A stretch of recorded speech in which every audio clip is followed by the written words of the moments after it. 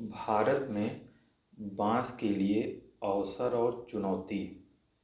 बाँस यानी कि बम्बू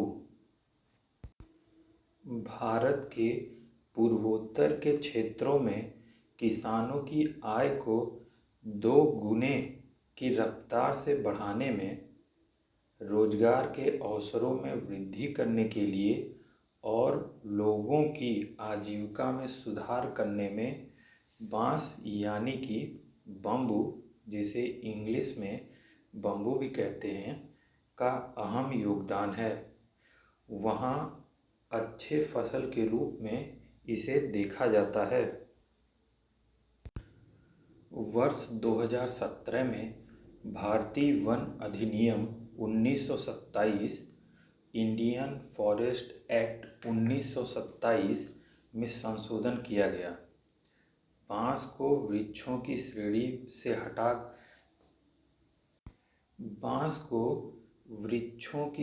से हटा दिया गया। गैर वन क्षेत्रों में उगने वाले बाँस की कटाई और परिवहन के लिए अब किसी भी परमिट की आवश्यकता नहीं होगी। पुनर्गठित राष्ट्रीय बाँस मिशन 2018-19 जो है वो क्षेत्र की संपूर्ण मूल्य श्रृंखला का समग्र विकास करना है। इसके तहत 9 राज्यों में 22 बाँस क्लस्टर स्थापित किए गए हैं। इसका उद्देश्य पौधरोपण और नर्सरी स्थापित करना तथा बाँस उत्पादों का विकास करना है।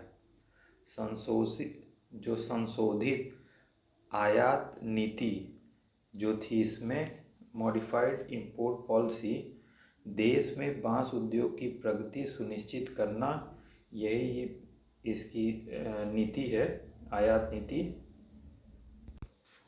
आज के समय में बाँसों की अंतर्राष्ट्रीय डिमांड को देखते हुए बाँसों के लाभ के दायरे बढ़े हैं। अंतर्राष्ट्रीय जो मांग है वो बहुत ज़्यादा बढ़ गई है, जिसके वजह से अब बाँसों की जो खेती है वो लाभप्रद हो गई है। जैसे कि जो बाँस है वो अगरबत्ती के निर्माण में सबसे ज़्यादा उपयोग किया जाता है।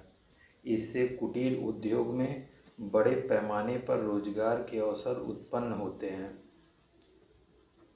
भारत जैसे देश में जहाँ जनसंख्या बहुत बड़ी समस्या है, वहाँ उससे भी बड़ी समस्या सबको रोजगार के अवसर उपलब्ध कराना है, जिससे इस सेक्टर की महत्वपूर्ण भूमिका है। ग्रामीण क्षेत्रों में इस सेक्टर के वजह से जो बाँस की खेती है, इसमें एक बहुत बड़े मात्रा में पूर्वोत्तर के राज्य सम्मिलित हैं, जिससे उनको बड़े लेवल पे रोजगार उपलब्ध होता है। वस्त्रों में भी इसका उपयोग किया जाता है। वस्त्र बनाने के लिए जो वस्त्र बनाए जाते हैं, वस्त्रों में इसका उपयोग अन्य वस्त्रों के साथ सम्मिलित यानी सम्मिश्रित उसमें मिक्स करने हेतु रेशे फाइबर के रूप में प्रयोग किया जाता है।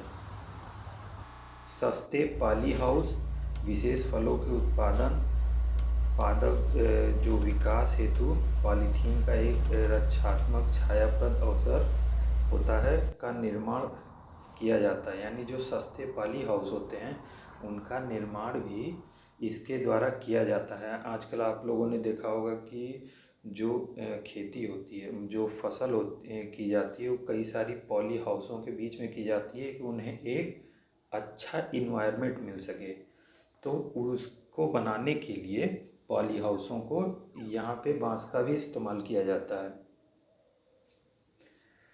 बायो सीएनजी और एथेनॉल के उत्पादन के लिए बाँस का उपयोग किया जाता है। बाँस के अवायवीय दहन से उत्पन्न बायोचार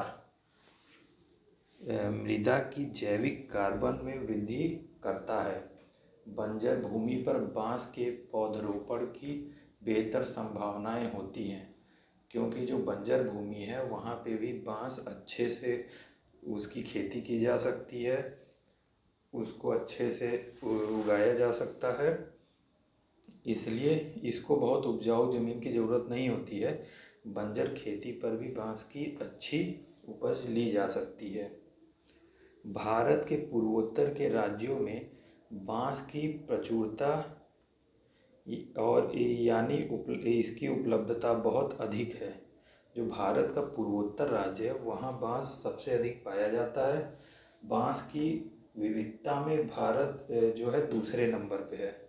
यानी जो दुनिया भर में बाँस मिलते हैं उसकी जो वैरायटी होती है विभिन्न टाइप की, उसमें भारत का जो नंबर है वो दूसरे नंबर पे है।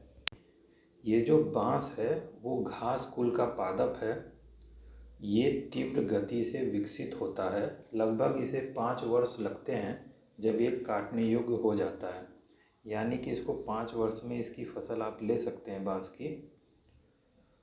यह उष्ण समशीतोष्ण गर्म परिस्थितियों में विकसित होता है। यानी कि इसके लिए बहुत ज़्यादा ठंड और बहुत ज़्यादा गर्म दोनों तरीका नहीं होना चाहिए, इन्वायरमेंट नहीं होना चाहिए। इसके लिए एक लिमिट इन्वायरमेंट होना चाहिए जिससे कि ये अच्छे से ग्रो कर सके। ग्रीष्म में 15 डिग्री सेंटीग्रेड से अधिक की आवश्यकता होती है।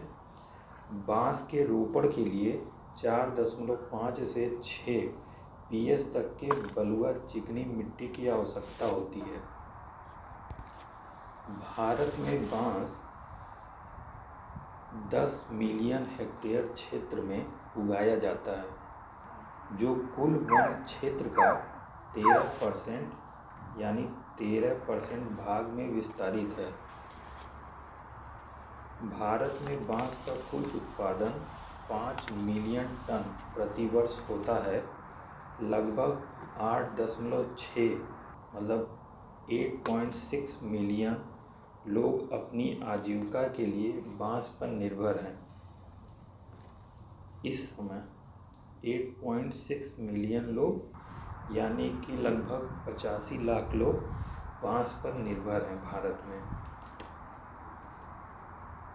ये बाँस को बढ़ावा देने के लिए भारत सरकार ने बहुत सारे कदम उठाए हैं, जिसमें सबसे पहले तो जो इसका इंडियन फॉरेस्ट एक्ट था 1927 का, भारतीय वन अधिनियम, उसमें बहुत बड़ा बदलाव किया जिससे कि इसको पेड़ से घास की कैटेगरी में लाया गया, जिससे लोगों को आसानी से इसे काटने में सहूलियत हो। नहीं तो इससे पहले आपको बाँस को काटने के लिए परमिशन लेना होता था, जो परमिशन आपको सरकार से लेना होता था जिसमें बहुत समय लगता था। लेकिन अब जब इसे घास में कन्वर्ट कर दिया गया है तो किसान इसकी खेती करके तुरंत इसको बाज़ार में सेल कर सकते हैं, बेच सकते हैं, जिससे उनकी आय जो दोगुनी करने का लक्ष्य है वो जल्द से जल्द पूरा हो सकता है। और इसके पूर्वोत्तर के क्षेत्रों में ये सबसे ज़्यादा बाँस की खेती होती है, जिससे वहाँ और आसानी हो सके।